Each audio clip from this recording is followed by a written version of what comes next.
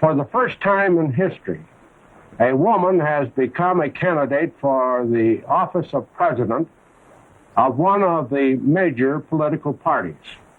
And I'm pleased to have her as my guest on this program today. She is United States Senator Margaret Chase Smith, a Republican from the state of Maine. Senator Smith is the only woman to serve in both the United States Senate and the House of Representatives. Actually, she has served for 24 years. She was first elected to the House of Representatives in 1940 and is now in her third term as United States Senator. Mrs. Smith is now a top-ranking Republican on the United States Senate Space Committee, and she also holds a ranking position on both the Senate Armed Services Committee and the important Senate Appropriations Committee. Senator Smith, I'm very grateful to you for participating in this program, and I'm sure that the good people of Western New York are very much interested in what you have to say. Your name is well known to people throughout the country, and your recent announcement as a candidate for president, of course, gives added glamour and importance to your activities. Now, Senator, when you announced you would be a candidate for the presidential nomination of the Republican Party, you listed a number of reasons why you shouldn't be a candidate. Now let me ask you on the other side of the coin, what were your reasons for deciding you should be a candidate?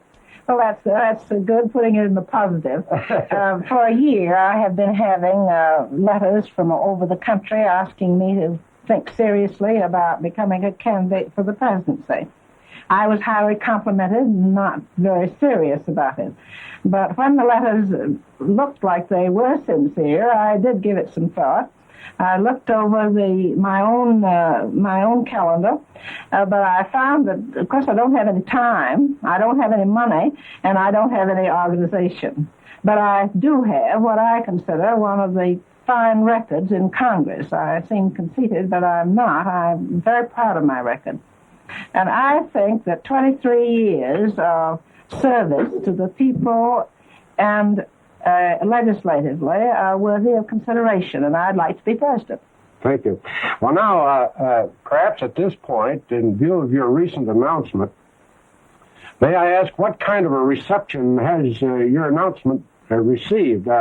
What are people saying and writing to you now? Well, I'm getting a very large amount of mail. I said the other day if I could get half as many votes in New Hampshire as I'm getting mail in some of these states, I would be in. My mail is heavy. It's from every state in the Union and has been since the 1st of November. It is a very warm, not emotional, but a very stable, solid mail, appealing to me to be serious in this, giving me credit for a record, speaking largely about my ability to follow through on anything that I have done. No, I'm very, very impressed with my mail, and it's divided between men and women. Yes, you're heartened by the response you've received so far. Now, have you noticed any difference between the reaction from men as compared with the reactions of women? No, I haven't. But my mail, I would say, we haven't had time to analyze it, we haven't had time to count it, and I haven't had time to read a lot of it. But I would say from glancing through that it was pretty well evenly divided, and pretty much the same, with little distinction between the two sexes. Well, now, of course, we're moving toward the time of the national conventions. And, of course, there will be, in the meantime, a number of primaries. What are your plans for entering primary elections around the country before the National Convention? Do you mind giving us some idea? No, indeed. I'm in the New Hampshire primary. I expect to spend this coming week in New Hampshire, meeting as many people as I can and shaking a few hands and letting them see me. I have been entered in the Illinois primary by some interested young men legislators out there. I thought I would be automatically entered in Oregon, but the Secretary of State has stated publicly that he decides who shall go onto that ballot. Is that right? It's a question. There's a story this past 2 or 3 days that some people in Ohio have started some delegates running. California is calling me, and there are several groups out there that want to organize. But I want to get into the New Hampshire primary, and I want to get through that before I go take the next step. Now, there is a possibility that your name will be entered into a number of primaries that have not been decided up to now. Yes. Yeah. Now, in your opinion, Senator, what will be the most important issues of the presidential election this year, generally speaking? I don't know which will be most important, but I think foreign policy will be pretty basic with Laos and Cuba and Panama and Vietnam and now Cyprus and all the rest of the spots and the trouble spots in the world. I would presume that the heavy spending would be another issue. I would think those two would be the paramount ones. Yes, our economic position and spending and the foreign policy and the foreign program and what's happening in the world. Because after all is said and done, we do take credit and we are recognized as the leader of the free world, and when we're not really doing that, we have an issue. And I hope we get back to regaining the leadership that we have held for so many years. Well, now, getting back to the political picture for a second, in the past, Senator, you, I believe, have been nominated as a candidate for vice president.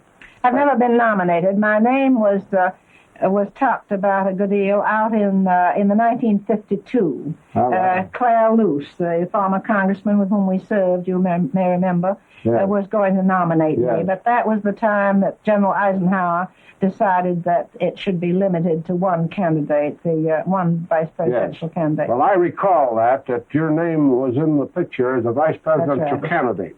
Well, let me ask you at this point, would you accept the nomination for vice president this year? Well, Congressman, I have to say to you, as I've said to everybody else, that I am a candidate for president, and I'm not going to comment beyond that. Well, that's the way most of them talk, I suppose. Well, now, getting back to the situation here in Congress and the problems confronting us, and I mentioned earlier that you're an important member of the Appropriations Committee of the Senate, as well as on the Armed Services Committee and also Space. Now, the President has submitted a 1965 budget to us, which he says will reduce federal spending next year.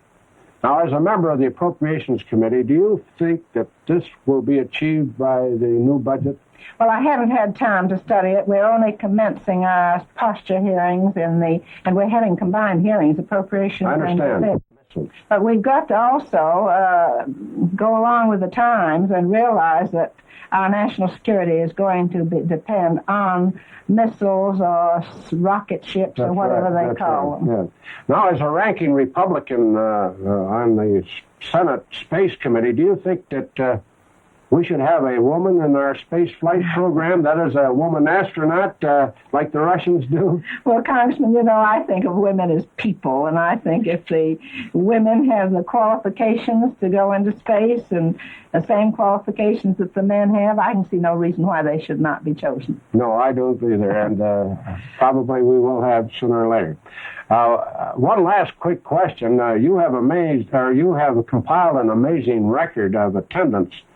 As I understand it, you attended 1,600 roll calls consecutively in the last 9 years. Have you ever missed anybody? I mean, have you ever come close to missing them? And have they caused any particular interesting point? They certainly have. I well remember the day that I was trying to get to Maine for the Republican State Convention to make a speech to the young Republicans. And that was the very day that they decided on the Senate to have 8 roll call votes. And I got into my car at 9 o'clock, drove through to Bangor, Maine, which is almost 800 miles, got in the next forenoon ready for the speech, and one of the officials asked if he could have 2 minutes to make an announcement, and he took 25 minutes, and I never made the speech. Well, thank you very much, Senator. I see our time is about up. Friends, you have been listening to United States Senator Margaret Chase Smith, a Republican from the state of Maine. This is your Congressman, Harold C. Ostertag, closing another report from Washington. And I want to remind you in closing that this is your government.